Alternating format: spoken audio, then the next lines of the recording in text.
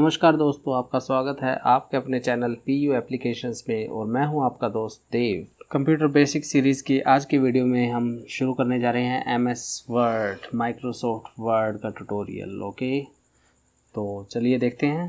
पहले start menu में जाएंगे, ऑल प्रोग्राम्स के अंदर आपको नीचे जाएंगे तो आपको माइक्रोसॉफ्ट ऑफिस मिलेगा। माइक्रोसॉफ्ट ऑफिस का फोल्डर को ओपन करेंगे तो यहाँ पर देखिए आपको माइक्रोसॉफ्ट वर्ड दिखाई देगा। मैं इस ट्यूटोरियल के लिए माइक्रोसॉफ्ट वर्ड 2007 का यूज़ कर रहा हूँ।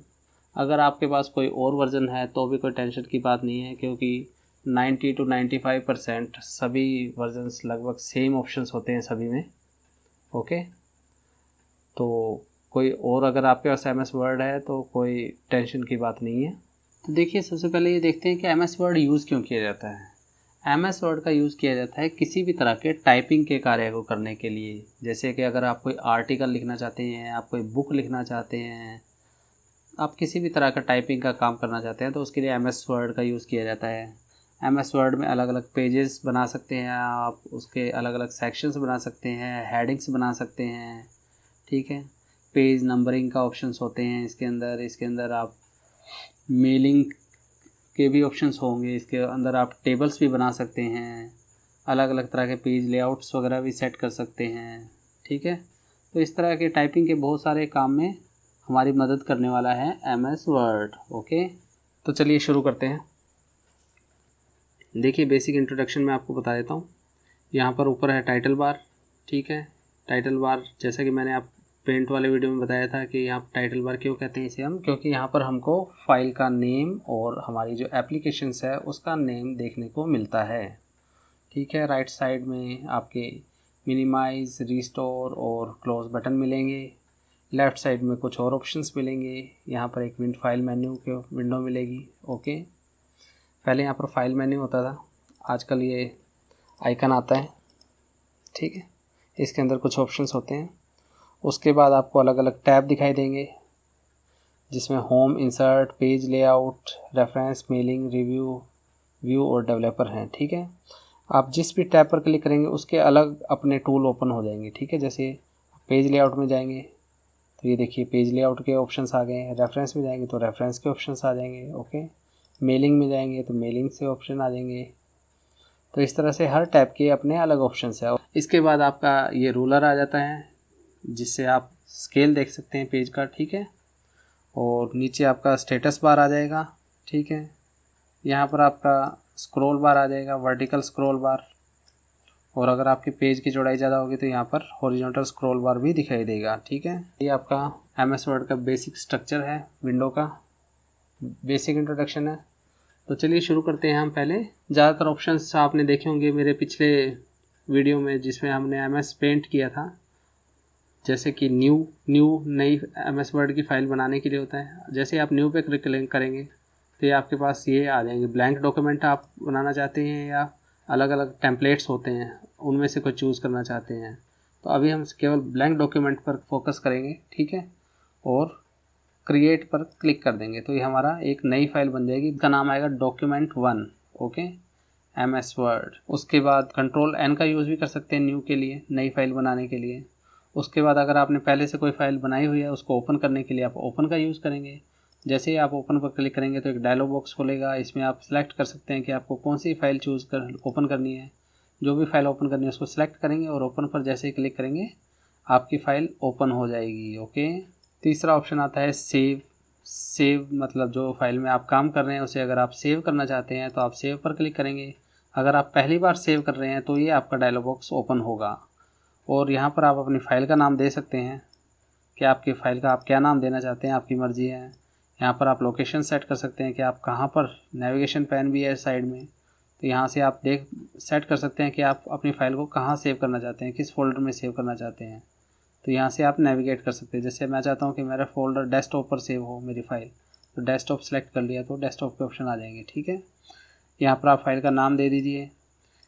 अच्छा, MS वर्ड में जो भी डॉक्यूमेंट बनेगा उसका बाय डिफ़ॉल्ट जो एक्सटेंशन होता है वो होता है DOCX।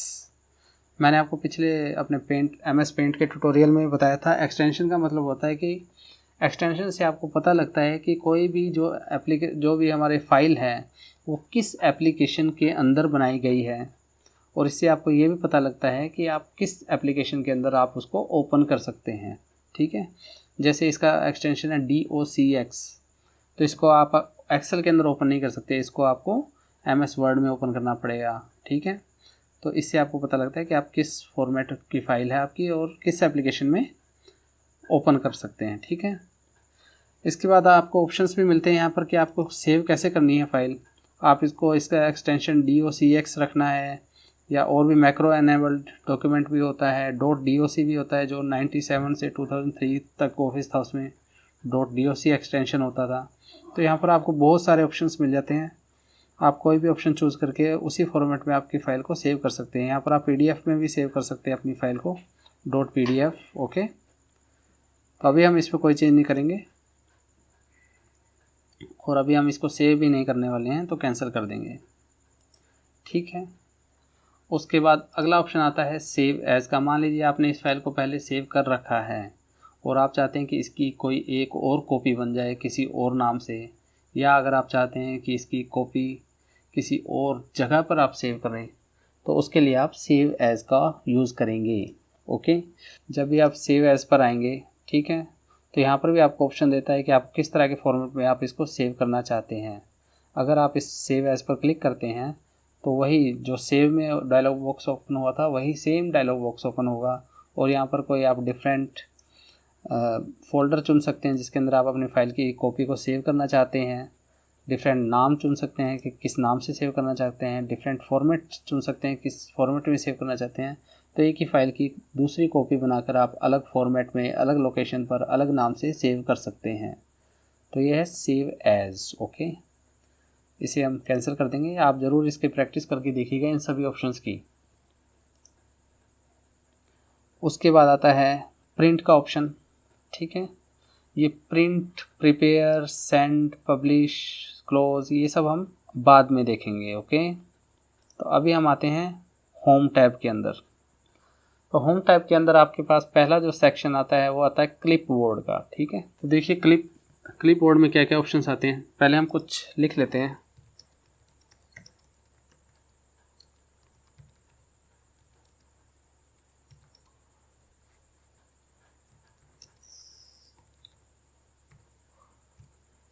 ओके, मैंने एक लाइन लिखी।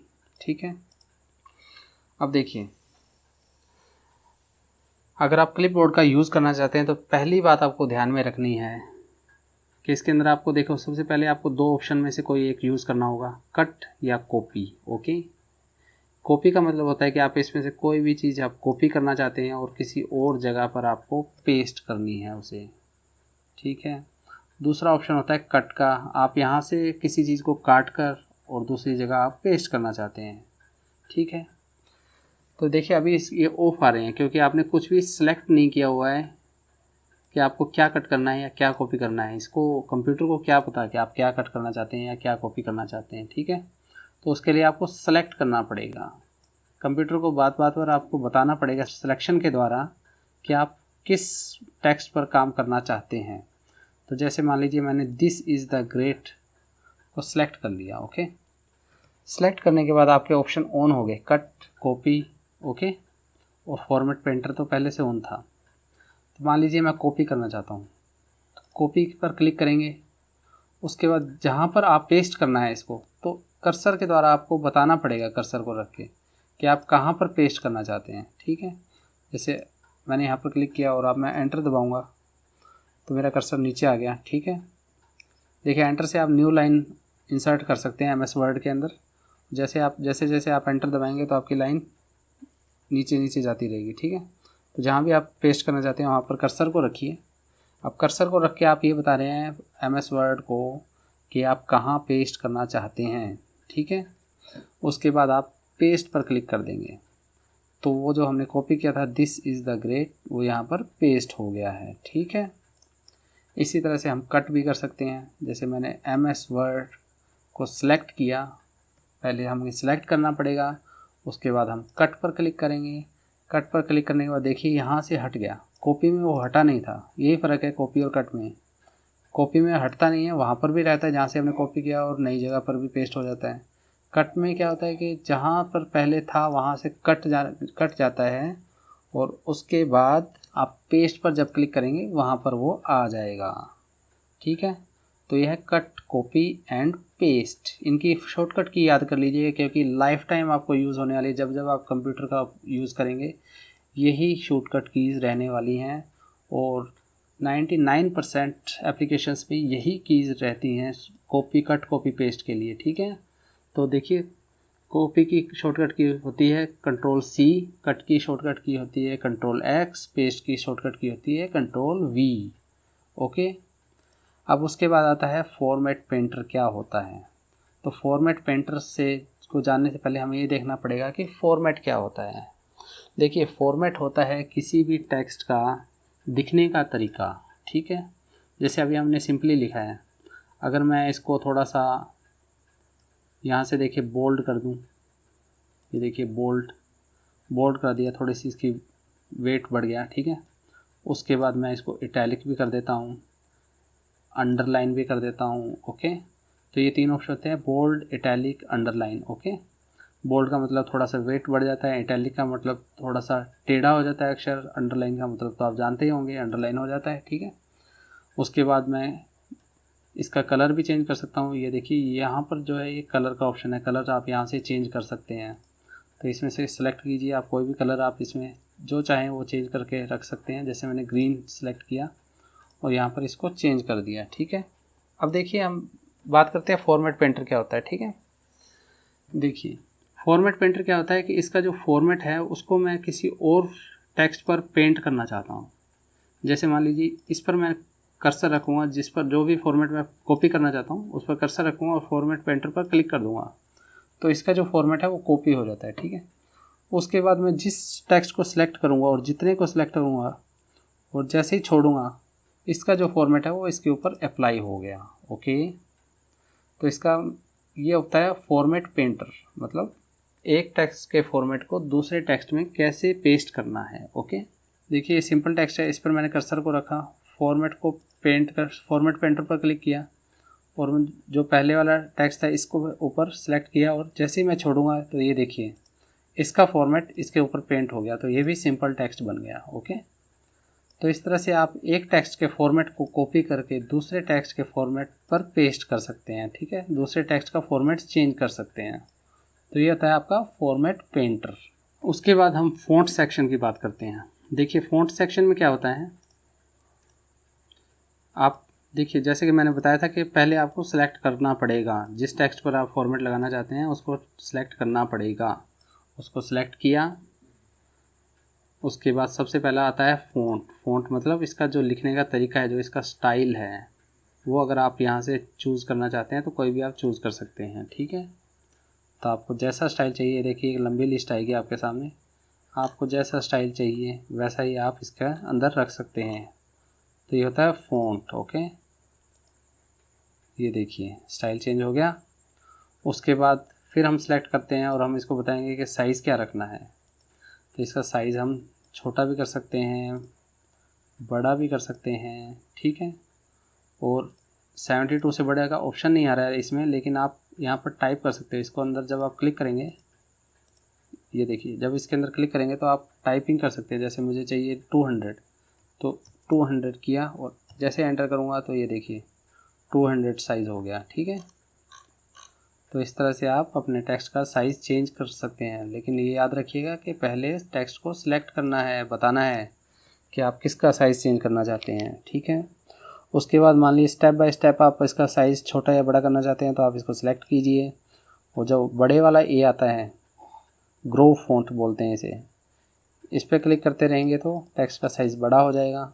और जो श्रिंक फॉन्ट पर अगर आप क्लिक करते रहेंगे तो टेक्स्ट का साइज़ छोटा होता जाएगा एक एक स्टेप। ठीक है, इनकी शॉर्टकट की भी इनके साथ में आती है। जब इसके ऊपर आप कर्सर लेकर जाएंगे तो देखिए Ctrl+greater than का साइन है बड़ा करने के लिए और Ctrl+less than का साइन है इसको डिक्रीज़ करने के लिए, छोटा करने के लिए फ़ॉन्ट साइज़ को। उसके बाद नेक्स्ट ऑप्शन आता है क्लियर फॉर्मेटिंग। हमने किसी भी तरह की अगर फॉर्मेटिंग कर रखी है उसको अगर हम क्लियर करना चाहते हैं तो टेक्स्ट को सिलेक्ट कीजिए जिसकी फॉर्मेटिंग आप क्लियर करना चाहते हैं और क्लियर फॉर्मेटिंग पर क्लिक कर दीजिए। तो उसकी जो फॉर्मेटिंग है वो क्लियर हो जाएगी। ये देखिए, ओके। अब देखिए मैं इसकी फॉर्मेटिंग चेंज करता हूँ। जैसे मैंने इसका कलर कर दिया रेड कर दिया, ठीक है, बोल्ड, इटैलिक, अंडरलाइन कर दिया। मैं चाहता हूँ कि इसकी फॉर्मेटिंग क्लियर करनी है, तो बस कुछ नहीं करना है, मुझे इसको सेलेक्ट करना है और इस पर क्लिक कर देंगे तो इसकी फॉर्मेटिंग क्लियर हो जाएगी, ठीक है। तो जो भी इसकी डिफ़ॉल्ट सेटिंग होता है वही आ जाती है, ओके। तो हम पूरे की क्लियर करना चाहते हैं तो सेलेक्ट करेंगे, पूरे की क्लियर हो गई। उसके बाद बोल्ड, इटैलिक, अंडरलाइन तो हमने अभी देखा, ठीक है। नेक्स्ट ऑप्शन आता है स्ट्राइक थ्रू का। स्ट्राइक थ्रू में क्या होता है कि बीच में लाइन लग जाती है, स्ट्राइक हो जाता है। ये देखिए, इस पर क्लिक करेंगे तो ये देखिए स्ट्राइक हो गया, ठीक है। तो इसके लिए आप स्ट्राइक थ्रू का यूज़ कर सकते हैं। उसके बाद आता है सबस्क्रिप्ट और सुपरस्क्रिप्ट। मैथ साइंस में फॉर्मूला में आपने देखा होगा, जैसे मान लीजिए H2O लिखा हुआ है, H2O लिखा हुआ है, ठीक है। अब आप चाहते हैं कि 2 जो है ये छोटा होकर नीचे आए, जैसे कि फॉर्मूले वगैरह में होता है ना मैथ और साइंस के, तो उसके लिए आप यूज़ कर सकते हैं। देखिए, अगर आप सबस्क्रिप्ट करेंगे तो ये छोटा होकर नीचे आ जाएगा, अगर आप सुपरस्क्रिप्ट करेंगे तो ये ऊपर आ जाएगा, ठीक है। लेकिन आपको ये ध्यान रखना है कि जिस चीज़ को आपको छोटा बड़ा करना है या सबस्क्रिप्ट सुपरस्क्रिप्ट करना है, उसे आपको सेलेक्ट करना पड़ेगा पहले, तभी ऐसा होगा, नहीं तो ये नहीं होगा, ठीक है। और एक से ज़्यादा को अगर आपने सेलेक्ट कर लिया तो सभी एक साथ सबस्क्रिप्ट या सुपरस्क्रिप्ट होंगे, ठीक है। तो आप यहाँ से सबस्क्रिप्ट भी कर सकते हैं और सुपरस्क्रिप्ट भी कर सकते हैं। उसके बाद आता है चेंज केस। चेंज केस का मतलब होता है कि आपका जो लिखने का केस है वो क्या रखना चाहते हैं। मतलब केस का मतलब होता है अगर आप कैपिटल में रखना चाहते हैं इंग्लिश के सेंटेंस को तो कैपिटल में कर सकते हैं, स्मॉल में रखना चाहते हैं स्मॉल में कर सकते हैं। देखिए मैं दिखाता हूँ कौन कौन से इसमें ऑप्शन है आपके पास। सबसे पहले आता है सेंटेंस केस। सेंटेंस केस में क्या होता है कि हर लाइन का पहला जो कैरेक्टर है वो बड़ा आएगा, ठीक है, जैसा कि इंग्लिश का रूल होता है। तो इसमें तो पहले से ही टी बड़ा है, ओके, तो इसमें कोई फ़र्क नहीं पड़ रहा है, ठीक है। सेलेक्ट किया हमने। दूसरा ऑप्शन आता है लोअर केस। सारे जो कैरेक्टर्स हैं लोअर केस में हो जाएंगे। ये देखिए सभी लोअर केस में हो गए, टी भी छोटा हो गया, ठीक है। उसके बाद आता है अपर केस। सभी अपर केस में हो जाएंगे। ये देखिए सभी अपर केस में हो गए। नेक्स्ट ऑप्शन है कैपिटलाइज ईच वर्ड। का मतलब होता है कि जो भी वर्ड्स हैं इसमें हर वर्ड का पहला कैरेक्टर बड़ा हो जाएगा। तो ये देखिए टी बड़ा हो गया, आई बड़ा हो गया, इसका टी बड़ा हो गया, जी टी ओ ये बड़े हो गए, ठीक है।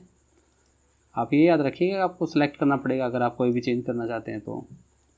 उसके बाद टॉगल केस। टॉगल केस का मतलब होता है कि जो आपके अक्षर छोटे हैं वो बड़े हो जाएंगे और जो बड़े हैं वो छोटे हो जाएंगे। मतलब जो अपर केस में है वो लोअर केस में हो जाएंगे और जो लोअर केस में है वो अपर केस में हो जाएंगे। अभी देखिए हर वर्ड का पहला कैरेक्टर बड़ा है और बाकी छोटे हैं, ठीक है।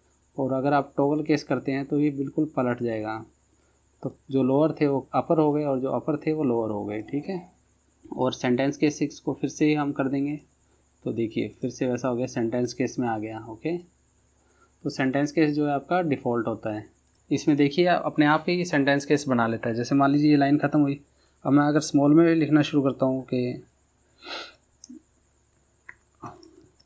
ये देखिए वेलकम लिखा। अब यहाँ पर ध्यान दे दीजिएगा W पर, ठीक है। जैसे ही मैं इस पर स्पेस दूंगा तो ये देखिए इसने अपने आप इसको कैपिटलाइज कर दिया। तो ये सेंटेंस केस जो है इसका डिफ़ॉल्ट होता है, ठीक है, अपने आप। ये हर लाइन के बाद जहाँ पे आपका फुल स्टॉप आया उसके बाद जो नेक्स्ट लाइन शुरू होगी उसका पहला कैरेक्टर अपने आप बड़ा का कैपिटलाइज कर देगा। इसके बाद आता है हाईलाइटर। हाईलाइटर में देखिए आपके पास कलर चूज़ कर सकते हैं कि हाईलाइट करना चाहते हैं आप किसी भी चीज़ को तो हाईलाइट कर सकते हैं। किस कलर में करना चाहते हैं वो कलर आप यहाँ से सिलेक्ट कर सकते हैं, ठीक है। जैसे नॉर्मली हाईलाइटर इस कलर के आते हैं, तो ये सिलेक्ट किया मैंने तो हाईलाइटर हमारा सिलेक्ट हो गया। अब मैं जिस भी कैरेक्टर पे करना चाहता हूँ उसके ऊपर मैं ड्रैग कर दूंगा इसको। ये देखिए मैं इतना सेलेक्ट किया और जैसे ही छोड़ूंगा तो ये हाईलाइट हो गया उस कलर में, ठीक है। तो इस तरह से आप हाईलाइटर भी यूज़ कर सकते हैं। नेक्स्ट है हमारा फ़ॉन्ट कलर। फ़ॉन्ट का कलर जो है हम चेंज करना चाहते हैं तो चेंज कर सकते हैं। देखो हाईलाइटर को ऑफ़ करना है तो यहाँ से एक बार करेंगे ऑन हो जाएगा, एक बार करेंगे तो ऑफ़ हो जाएगा। उसके बाद फ़ॉन्ट का कलर आपको सेलेक्ट कर लेना है कि आप कौन से फ़ॉन्ट को कलर चेंज करना चाहते हैं, जैसे MS वर्ड है। उसके बाद अगर आप ये जो रेड दिखाई दे रहा है अगर ये इम्प्लीमेंट करना चाहते हैं तो इस पर क्लिक कर दीजिए तो ये रेड हो गया, ये देखिए, ठीक है। तो मान लीजिए कोई और कलर चूज़ करना चाहते हैं तो साथ में ये जो छोटा एरो आता है इस पर क्लिक करेंगे तो और ऑप्शन आके ओपन हो जाएंगे। तो इन ऑप्शंस का यूज़ करते हुए आप कोई भी कलर सेलेक्ट कर सकते हैं और वही कलर इस पर इम्प्लीमेंट हो जाएगा। तो दोस्तों आज इतना ही। आपको आज वीडियो कैसा लगा प्लीज़ मुझे कमेंट बॉक्स में बताइए, और इस वीडियो को लाइक कीजिए, शेयर कीजिए और चैनल को सब्सक्राइब करना ना भूलें। और चैनल को सब्सक्राइब करने के लिए एडवांस में आपको बहुत बहुत धन्यवाद। फिर मिलते हैं अगले वीडियो में। Thank you.